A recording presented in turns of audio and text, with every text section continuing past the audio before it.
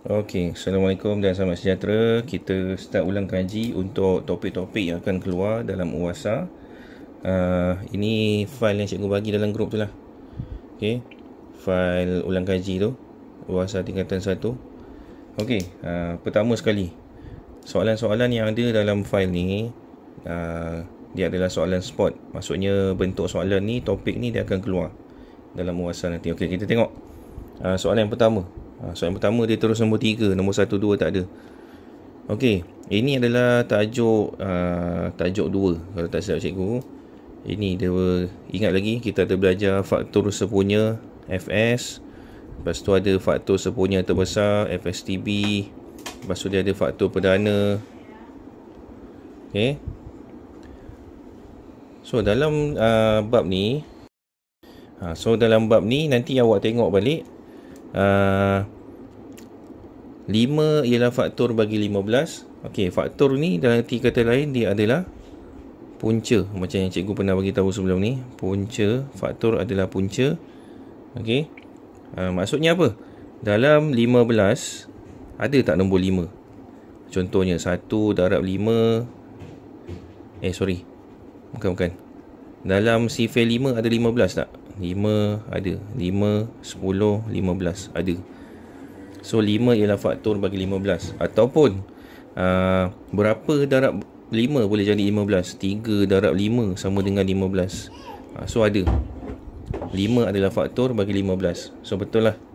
Okay, 8. Kita tengok kat 8. 8 bukan faktor bagi 64. Betul ke salah? Okay, kita tengok dalam sifir 8 ada 64. 8 kali 8 sama dengan 64.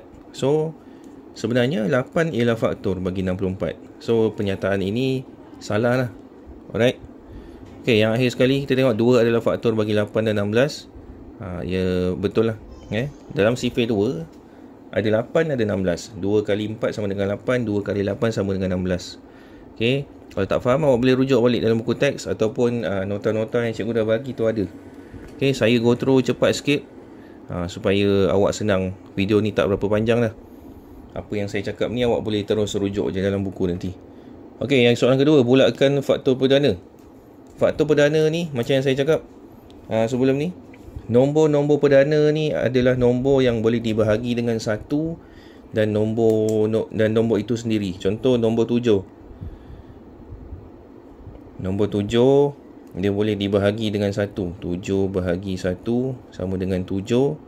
7 bahagi diri dia sendiri. 7 bahagi 7 sama dengan 1. So 2 bahagi 7 tak boleh, bukan nombor bulat. 3 pun tak boleh bahagi 7. 7 ni tak boleh bahagi 6. So dia boleh bahagi 1 dengan bahagi dengan nombor dia sendiri je. So itu adalah nombor perdana. Okey. Nombor perdana ni ada banyak sebenarnya. Kita start dengan nombor 1, 2, 3, 5, 7, 9 tak boleh. 9 dia boleh bahagi 3, boleh bahagi 1, boleh bahagi 9. So dia bukan nombor perdana. Nombor 10 pun tak boleh. Dia boleh bahagi 5, dia boleh bahagi 2. Okey. So dekat sini bulatkan faktor perdana yang betul bagi nombor bulat di bawah. Faktor perdana bagi 25, 5, 10, 2, 3. So awak kena bulatkan yang mana? Macam saya cakap tadi ada 1, 2, 3, 5, 7. Ni ada 5 ada, 2 ada, 3 ada. 10 tak boleh sebab saya cakap tadi apa? Dia boleh bahagi dengan 2, dia boleh bahagi dengan 5. So, faktor perdana ni dia boleh bahagi dengan nombor dia sendiri dan nombor 1 sahaja. Dan kebanyakannya adalah nombor ganjil lah. Macam nombor 23, yang nombor yang besar-besar lah. 23, nombor 31. Okey. Okey, tengok soalan seterusnya. Okey, tajuk algebra. Ni akan keluar ni. Okey, saya akan ulang kaji balik macam mana nak kira. Okay, soalan dia, permudahkan ungkapan algebra di bawah. Padankan bagi jawapan yang betul. Okey, kita tengok kat sini. Okay, saya buat soalan dia 6x tolak 2y tambah 5x tambah 6y. Okay, kita ulang kaji balik. Macam saya cakap, kita kena settlekan yang dalam kurungan dulu. Yang kurungan ni kita tengok simbol kat depan ni. negatif ke positif. So sini positif, sama sign dia akan jadi positif. So 6x tolak 2y tambah 5x tambah 6y. Okay, lepas tu kita cari sebutan yang serupa, 6x dan juga 5x. Okay, so kita tulis balik kat bawah, 6x tambah 5x, ambil sekali sign kat depan ni, tambah tu. Okay, tolak 2y tambah 6y. Okay, so jawapan dia 6 tambah 5 sama dengan 11. Negatif 2 tambah 6, dia akan jadi positif 4. So 11x tambah 4y. Ada tak kat sini? Ni ada. Ni jawapannya. Okay, yang soalan kedua ni awak try buat sendiri. Okay, soalan B. Okay, ni pun tajuk algebra yang hujung-hujung tu. Apa tu? Operasi asas aritmetik yang melibatkan ungkapan algebra. Okay, macam saya kata, kalau bahagi, dia akan nombor bahagi macam biasa. Pemboleh ubah tu kita akan tolak aje. Kejap.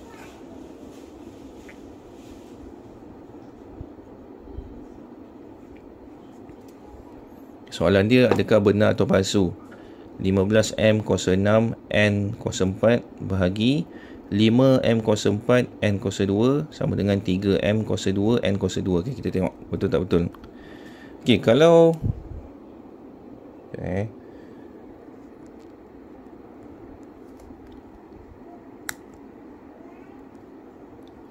okay, saya kata tadi, kalau nombor kita bahagi macam biasa, 15 bahagi 5 sama dengan 3.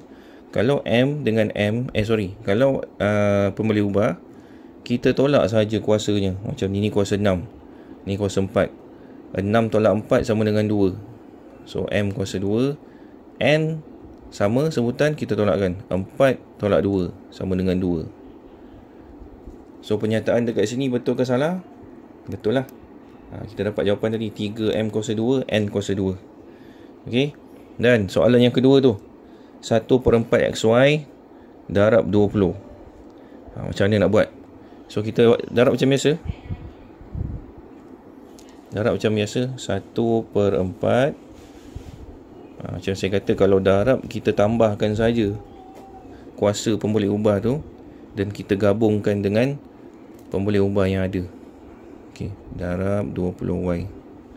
Okay, nombor kita darab macam biasa, 1/4 darab 20. Macam saya pernah bagi tahu, kita permudahkan, potong-potong ataupun kita jadikan nombor bulat ni per 1. Okey. So 1 darab 20 sama dengan 20, 4 darab 1 sama dengan 4. So bila pecahan dia akan jadi bahagi, 20 bahagi 4 sama dengan 5. So nombor bulat dia adalah 5. Nombor bulat adalah 5. Okey, sekarang kita tengok pula pada pemboleh ubah. Okey, pemboleh ubahnya X Y kuasa 3 darab Y. Okey, so X tak ada. X tak ada so kita letak balik X. Y kuasa 3 ada. Y kuasa 1. Y kuasa 1 dia tak ada tulis kuasa lah, tulis Y saja. So 3 tambah 1 sama dengan 4. So 5XY kuasa 4. Jawapan dekat sini 5XY kuasa 3. Okay, 5XY kuasa 3. So pernyataan ini adalah salah lah, ataupun palsu. Okay, kita ikut soalan kalau dia kata palsu, tulis palsu, bukan salah. Okay, soalan dia ni. Sekejap, saya zoom out sekejap. Okay, so soalan seterusnya.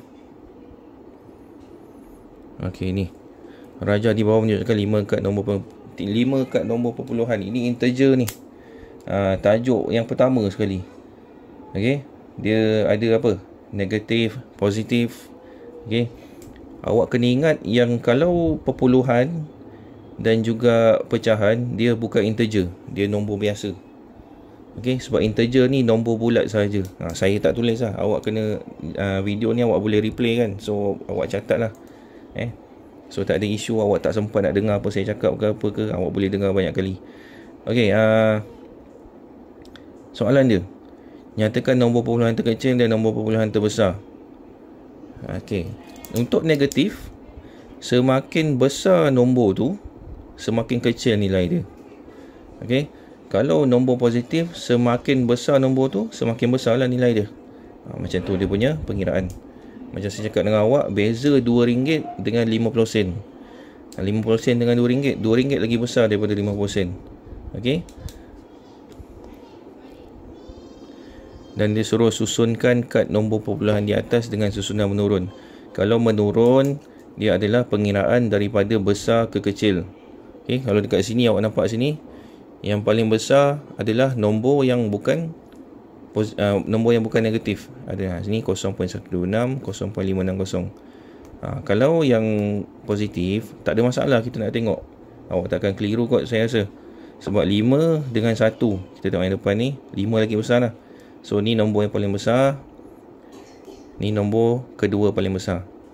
Okey, nombor yang terkecil, nombor yang kecil selepas itu adalah kita tengok jumlah kecil, kita tengok nombor kecil dalam negatif. Contohnya sini 0.7, 0.9, 0.8. Okey. Dan sini kita boleh tahu yang paling besar nilai dekat sini adalah 0.7 sebab dia negatif. Okey. Tangga nombor tu bermula daripada 0.7 yang paling besar, lepas tu 0.8, 0.9 ni paling kecil. Okey. Okey, ni tajuk untuk kuasa 2 dan kuasa 3. Okay, ni saya kena terangkan dengan menulis lah. Okey, tengok soalan dia 5 kuasa 2 bahagi punca kuasa 2. Tengok sini.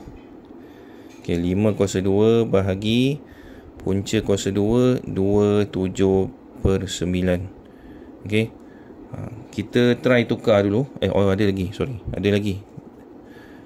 5 kuasa 2 bahagi kuasa 2, bahagi punca kuasa 2, 27/9. Tolak. Dia ada bagi satu kurungan ni, punca kuasa 3 kosong. Darab dengan 3. Okey. Lepas tu kita tengok jawapan dia.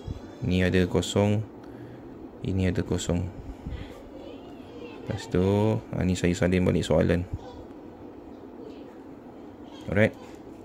So 5 kuasa 2 ni kita kira je sendiri. 5 kuasa 2 maksudnya 5 kali 5 sama dengan 25. Okay, kalau ni macam saya kata, pecahan tak wajar ni, kita tukarkan dia kepada pecahan 9 darab 2 tambah 7. 18 tambah 7, 25. So 25/9 kuasa 2. Punca kuasa 2. Dia akan jadi berapa? Dia akan jadi, ni saya tambah sendiri ni, 25 darab 5/3. 9 ni hasil daripada 3 kuasa 2. 25 ni hasil daripada 5 kuasa 2. So dia akan jadi macam ni. Tolak. Bila tolak jumpa tolak, dia akan jadi tambah. Tambah 0.008. Okey. So ni awak boleh kira guna kalkulator je nanti. Alright. Okey, tengok semula pada soalan.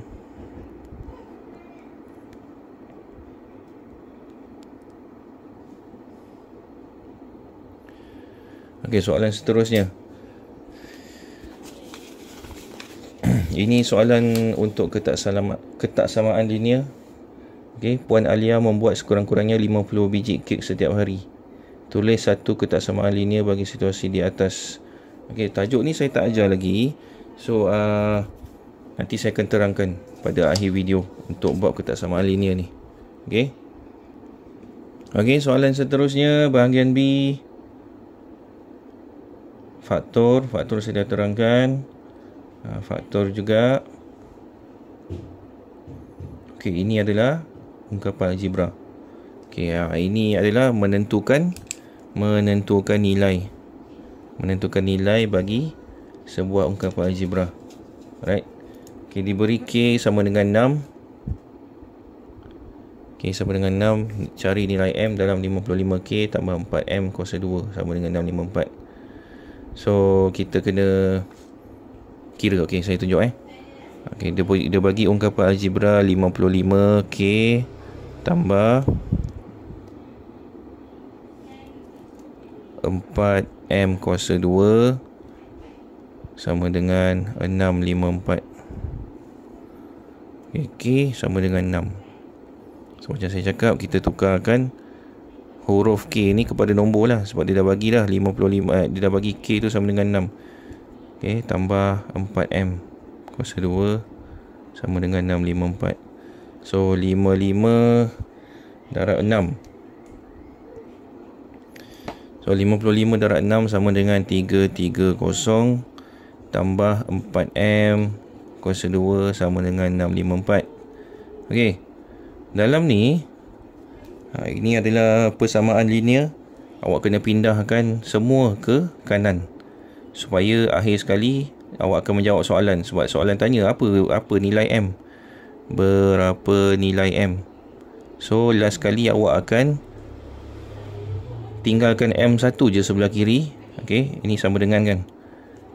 Ini sama dengan, ini abaikan. Ini sama dengan, okey, awak akan tinggal M ni seorang-seorang je dekat sini. Yang lain ni semua awak akan bawa ke sini. Okey, sebagai contoh, saya bawa 330 dulu. Okey, bila dia dah bawa ke kanan, contoh dah bawa ke kanan, dia akan jadi 4M kuasa 2 je dia yang ada kat sini. Okey, dah bawa ke kanan, 330 bawa ke kanan. Bila dibawa ke kanan, 330 ni asalnya positif, tak ada simbol apa-apa, maksudnya positif. Bila bawa ke sini, dia akan jadi negatif, dia akan jadi berlawanan. Berlawanan ni, kalau bahagi dia akan jadi darab, kalau darab jadi bahagi, tambah jadi tolak, tolak jadi tambah. Kalau kuasa 2, dia akan jadi punca kuasa 2. So ni tadi positif, bawa ke kanan dia jadi negatif. So 654 tolak 330, awak akan dapat 324. 324 4M kuasa 2. Okey. So 4 dan M, 4M kuasa 2. 4 dengan M ni hubungan dia adalah darab. Macam saya cakap, kalau nombor bertemu dengan huruf, dia adalah darab. So kalau dia bawa ke sini, dia akan jadi bahagi. 324 bahagi 4. Okey. So 324 bahagi 4 sama dengan berapa? Okey, kita kira sama-sama. 32 bahagi 4 sama dengan 8. 4 bahagi 4 sama dengan 1. Ni saya congak je ni. Nanti awak kira pakai kalkulator. Okey, sekarang ni ada kuasa 2 lagi kat sini. Kita nak tinggalkan M ni saja kat sini. So kuasa 2 kita bawa juga ke sini. Bila kuasa 2 bawa ke kanan, dia akan jadi punca kuasa 2, 81. Okey, kalau sini punca kuasa, sini dia akan jadi kuasa 2. So jawapan akhir dia adalah apa? Jawapan akhir dia M sama dengan punca kuasa 2 81. Kira pakai kalkulator. 81 ni adalah hasil kuasa 2 daripada 9.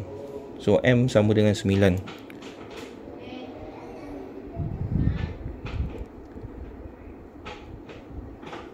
Ni jawapannya. Okey.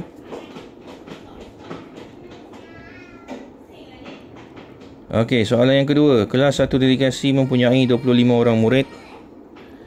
P orang murid lelaki dan Q orang murid perempuan memakai cermin mata. Tandakan tik bagi ungkapan algebra yang mewakili bilangan yang memakai cermin mata. Okey. Okey, dia kata total satu kelas 25 orang. Orang yang pakai cermin mata adalah P untuk lelaki dan Q untuk perempuan yang pakai cermin mata. Okey. So, okey, kita tengok kat sini. Tandakan tik bagi ungkapan algebra yang mewakili bilangan murid yang memakai cermin mata.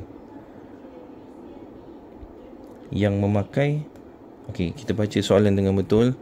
Tandakan tik pada bagi ungkapan algebra yang mewakili bilangan murid yang memakai cermin mata. Dia nak yang pakai cermin mata saja. Okey. Dia tak nak 25 orang murid ni. 25 orang murid ni adalah total semua sebenarnya. So yang paling tepat sekali adalah P tambah Q lah. P ni lelaki yang pakai cermin mata, Q ni perempuan yang pakai cermin mata. So P tambah Q adalah bilangan murid yang pakai cermin mata. Kalau ni tak valid. Sebab P tolak Q dah. Kenapa pula lelaki pakai cermin mata tolak perempuan pakai cermin mata? Dapat apa pula nanti kan? So jawapan dia tak sesuai. Ini yang paling sesuai sekali. Okey. Okey, seterusnya Sarifah melukis sebuah poligon berdasarkan ciri yang diberikan di ruang jawapan. Okey, sekejap. Saya kecilkan. Kemudian beliau melabelkan bucu bermula dengan abjad A sehingga F. Nyatakan bilangan penjuru poligon dan nama poligon itu pada ruang jawapan. Okey, ni kita kira sama-sama. Okey.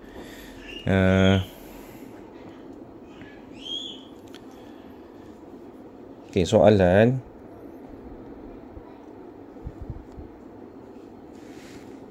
menyatakan beliau melabelkan bucu bermula dengan abjad A sehingga F. A sampai F A, B, C, D, E, F, G F. F.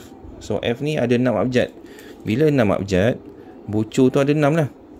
Kan? Contoh saya buat 1, 2, 3, 4, 5, 6. 6 bucu. Poligon yang mempunyai 6 bucu. A, B, C, D, E, F. Okay, so dia sekarang cakap pasal hexagon ni sebenarnya. So dia kata nyatakan bilangan perpenjuru poligon dan nama poligon itu. Nama poligon saya baru sebut tadi. Nama poligon adalah hexagon. Okay, 1 markah dah dapat. Okay, bilangan perpenjuru saya pernah bagi tahu dalam kelas. Okay, yang saya bagi tahu dalam kelas, okay, kalau hexagon ada 6 penjuru, formula dia macam ni. Bilangan bucu tolak dengan 3. Jangan tanya kenapa tolak dengan 3. Formula dia memang macam ni. 6 tolak 3. Kalau kita bagi dia dekagon 10 bucu, so 10 tolak 3. Sebab apa tolak 3? Memang formula dia tolak 3. Okay, 6 tolak 3 sama dengan 3. Okay, yang 3 ni hasil daripada tolak tu kita akan darab dengan 2. Ni 2 darab yang 3 tadi ni, kita bawa ke sini. Okay, dan tambahkan dengan nombor yang kurang daripada hasil tolak 3 ni. Tadi 3 kan. Okay, 3. Bawah 3 ada 2. Bawah 2 ada 1.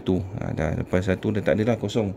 Okay, so 2 darab 3 sama dengan 6 tambah 2 tambah 1. Jawapan perpenjuru dia adalah 9.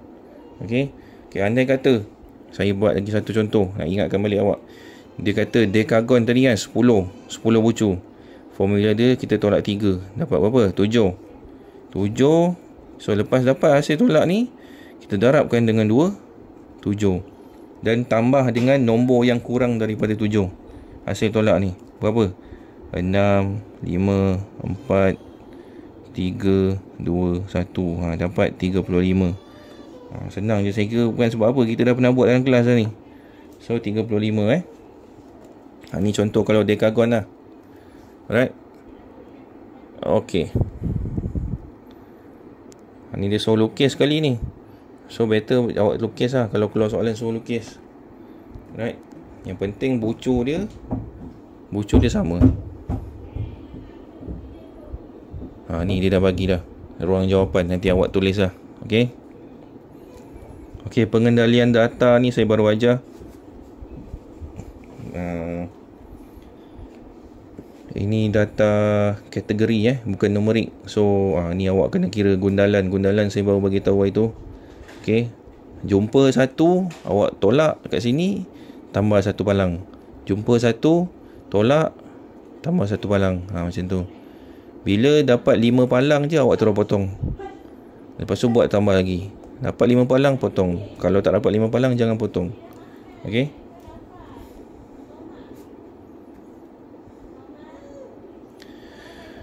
Okey, diberi R sama dengan 3 dan S sama dengan negatif 5. Ini tadi saya dah cakap dah, menentukan nilai pemboleh ubah.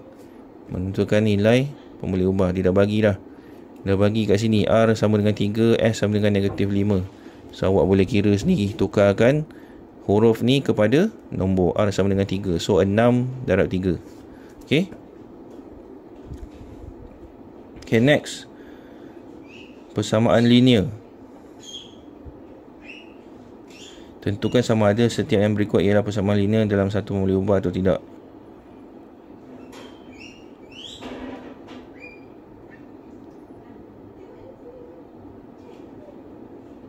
Okay, ni tak apa, ni nanti saya terangkan. Okey, yang soalan seterusnya, soalan garis dan sudut. Okey, macam saya kata, kata kunci yang ada dalam garis dan sudut ni, kalau garis lurus 180, kalau satu bulatan penuh sama dengan 360. Okey. Kalau sudut yang tajam 90, kita tengok kat sini. Di ruang jawapan bulatkan nilai Y dan Z yang betul. Okey. So Y kat mana, Z kat mana? Tengok kat sini.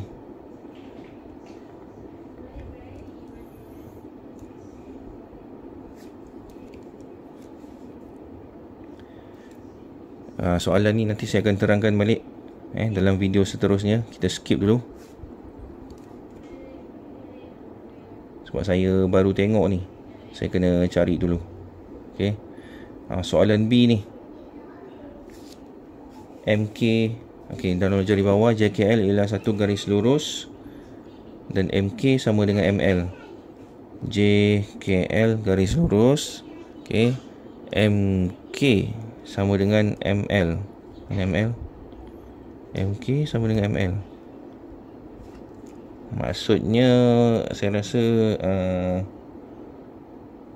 dia nak bagi tahu MK sama dengan ML ni adalah sebab dia sama panjang dan dia adalah segitiga sama kaki. Okey. Kalau segitiga sama sisi, dia semua ni sama panjang. Kalau MK sama dengan ML, maksudnya dia sama kaki. Sini sama, sini sama. Okey, so bila sini dengan sini sama, maksudnya angle sini dengan angle sini sama. Kiri kanan ni sama. Okey, awak kena ingat kata kunci tu. Okey. Sekejap. Ini pun saya akan bagi tahu dalam video seterusnya kejap lagi. Okey. Okey, untuk soalan seterusnya. Ini pasal ungkapan algebra. Okey, bulatkan jawapan yang betul bagi penerapan berulang ungkapan algebra pada ruang jawapan di bawah. Okey, X tambah 7 darab X tambah 7 darab X tambah 7. So, yang ni senang je. Dalam buku teks pun awak boleh rujuk. X tambah, bila dah ada 3 kali penerapan yang sama, dia terus jadi ni. Kuasa 3. Tak payah pening-pening nak kira. Okey. Jadi ni kuasa 3. So, ni jawapan dia. Right, so sebab soalan ni pun satu markah je, so dia direct je, dia senang sebenarnya. Okey, yang kedua, padankan penerapan atau pembahagian ungkapan algebra yang berikut pada ruang jawapan di bawah. Ni saya dah ajar dah. Tadi saya dah terangkan, so awak boleh cari sendiri. Okey, yang seterusnya, bulatkan jawapan yang betul bagi penerapan dan pembahagian ungkapan algebra pada ruang jawapan di bawah. Bulatkan jawapan yang betul. Okey, macam saya cakap, kita akan kira yang depan ni dulu. Mana datang dulu kita kira. Sebab darab dengan bahagi dia sama level. Okey. So awak boleh kira, tapi awak kena kira yang depan dulu. Okey. Kalau contoh soalan dia 9mn tolak mn darab 3n. Dia ada tolak, dia ada darab. Kalau macam tu soalan dia, awak kena kira yang darab dulu. Tapi kalau ada darab dengan bahagi, awak kira yang depan dulu. Okey. 9mn darab mn sama dengan 9m kuasa 2 n kuasa 2 bahagi 3n. Berapa? Okay, 9 bahagi 3 sama dengan 3 M kuasa 2. Tak ada kat sini, kita boleh letak balik. So N kuasa 2 bahagi 1, kita tolak 1. So jawab ni lah jawapan dia, 3M kuasa 2 N. Okay, soalan yang seterusnya, rajah menunjukkan 2 buah segitiga bersudut tegak. Ini topik Pythagoras theorem ni. Saya akan terangkan dalam video seterusnya.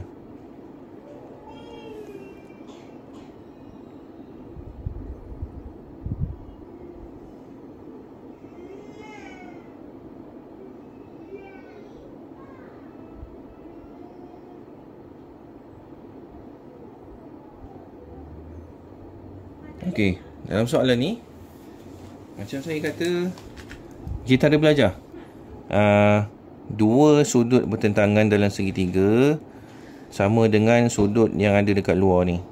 Okey, so dekat sini 90 dah ada dah, sini tak ada lah, ni X kan, dia suruh cari. Okey, so kalau sini 90 tambah X sama dengan 126, awak tolakkan saja. 126 ni tolak 90 dapat 36 kan. 36 tu adalah X. So X sama dengan 36. Awak kena ingat ni je. Dua sudut bertentangan dengan garis lurus ni, kalau ditambah dia akan jadi sudut kat sini. Sebab tu dia bagi sudut kat sini. Dia ada trik sikit lah. Dia bagi sudut kat sini, dia bagi sini 90, awak tinggal nak cari ni je. So 90 tambah X ni dia akan dapat ni. Okey. Okey, soalan yang kedua, cari nilai Y. Okey, macam saya bagi tahu sebelum ni, segi 4 sudut penuh dia, total dia ada 360. Okey, 84 ni adalah garis lurus. So dia confirm lah 180. Okey, saya besarkan. Dia confirm 180. So 84 tolak 180, awak akan dapat yang dalam ni. Yang dalam ni berapa? 96. 180 tolak 84 sama dengan 96. Dekat sini dah ada 90 lah. Dia dah bagi dah tajam, sudut tajam 90. 90, 96 sama dengan 186. Okay, kita kira sekejap. Saya tulis kat sini lah. 90 tambah 96 sama dengan 186. Lepas tu okay. Nampak view sambil kira, sambil tengok. So total dalam satu segi 4 adalah 360. So kita kena tolakkan 360 tolak 186. Okay. So 360 tolak 186 sama dengan 174. Okay, apa yang kita nak cari sekarang adalah 2Y dan Y. Okay, macam mana kita nak cari? Okay, kita tengok sini dah ada 90, 96, 2Y dengan Y. Kenapa pemboleh ubah dia sama? Kita try tengok macam mana.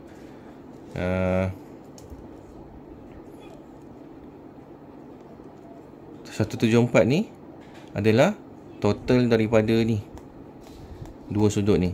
Ni 90, ni 90, ni 96. So dua sudut ni adalah 174 sebenarnya. So dia sekarang suruh cari Y saja, tapi ni ada Y, ni ada 2Y. So macam mana kita nak buat? 2Y tambah Y sama dengan 3Y. Okey. So 174 ni 3Y sama dengan 174 lah. Okey, ni dah ni 174.